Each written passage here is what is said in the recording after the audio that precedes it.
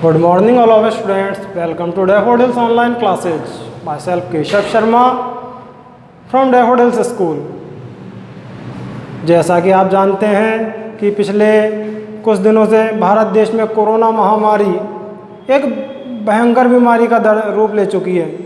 तो इसके लिए हमें अपने घरों में रहना है और अपनी एजुकेशन को जारी रखना है।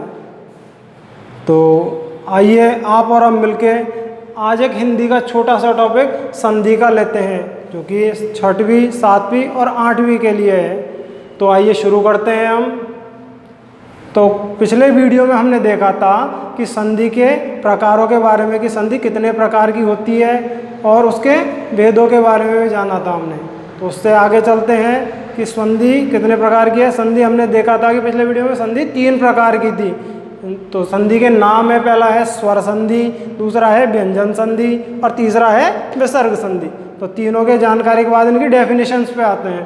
डेफिनेशंस क्या है कि दो स्वरों के परस्पर मेल से उत्पन्न नया शब्द स्वर संधि के अंतर्गत आता है। दो स्वरों के परस्पर मेल से एक नए स्वर का निर्माण होता है, तो वो स्वर संधि कहलाती है। जैसे ए प्लस ए बराबर आ, जैसे उदाहरण देखें, एक विद्या प्लस आलय बराबर विद्यालय। इसमें प्रथम शब्द का अंतिम शब्द है धा और अंतिम शब्द का प्रथम शब्द है आ। दोनों आपस में मिलके आ वर्ण का निर्माण कर रहे हैं, जिससे विद्यालय का निर्माण होता है।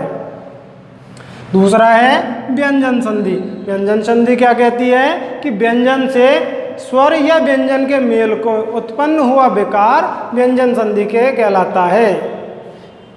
तो इसका एक अच्छा उदाहरण लेते हैं, जगत प्लस ईश। जगत प्लस ईश के अंतर्गत देखें तो प्रथम वर्ण में ते वर्ण से और ई वर्ण को आपस में मिला के दे वर्ण का निर्माण होता है। तो इसमें ई से ते और ई आपस में मिलकर दी का निर्माण कर रहे हैं, जिससे जगदीश शब्द बनता है अपना।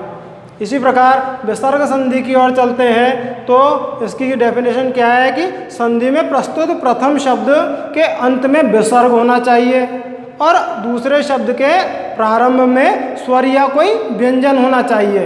तो इन दोनों के आपस के मेल से विसर्ग संधि का निर्माण होता है। यह विसर्ग संधि कहलाती है। इसका एक उदाहरण ले हम, यशः प्लस दा। इसमें प्रथम शब्द में अंतिम वर्ण में विसर्ग आ रहा है अपने, और दूसरे में कोई व्यंजन या स्वर आ रहा है।